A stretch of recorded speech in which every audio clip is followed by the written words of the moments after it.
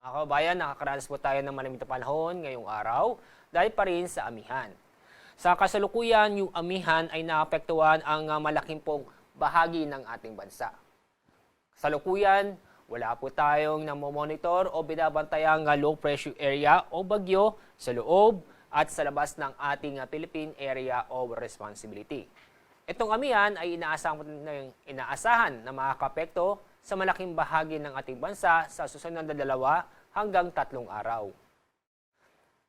At sa ating lagay na panahon, asahan ang maulap na kalangitan na may mga mahihinang pag-ulan sa malaking bahagi ng Cagayan Valley, Cordillera at kasama na rin ang Bicol Region.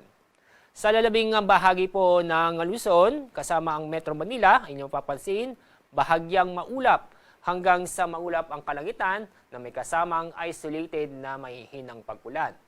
Dahil sa amihan, ang pinakamababang temperatura ang matatala sa Metro Manila ay aabot ng 19 degrees Celsius. Sa Baguio, aabot ng 10 degrees Celsius. Sa Tuguegarao, inaasahan po natin na aabot ng 18 degrees Celsius. Dako tayo sa Visayas at Mindanao. Sa araw ito, asahan ng maulap na kalangitan na may mga mahihinang pag-ulan doon po sa Northern Samar at Eastern Samar. Samantala, sa lalabing bahagi ng Visayas, kasama rin ang buong Mindanao, inyong mapapansin, bahagyang maulap hanggang sa maulap ang kalangitan na may kasamang isolated na mahihinang pag-ulan. Anday pa rin sa amihan, paalala po sa mga kababayan po natin na iwasan o pagpalibang sa mga lugar nito, ito yung sa Eastern Seaboard ng Southern Luzon, Visayas at Mindanao.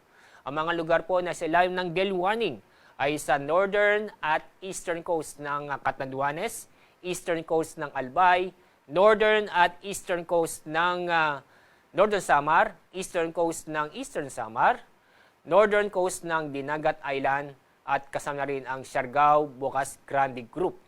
Itong mga lugar nito ay inaasang matataas ang alon, kung saan ang taas ng alon ay halos aabot ng 5 metro.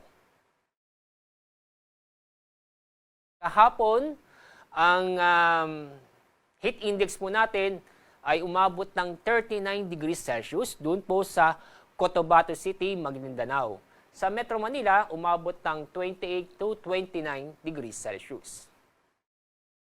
Ngayong araw, ang forecast nating heat index. Pinakamataas na heat index ngayong araw, abot ng 39 degrees Celsius. Doon po sa Cotabato City, Maguindanao. Sa Metro Manila, inaasahan po ang aabot ng 29 to 30 degrees Celsius.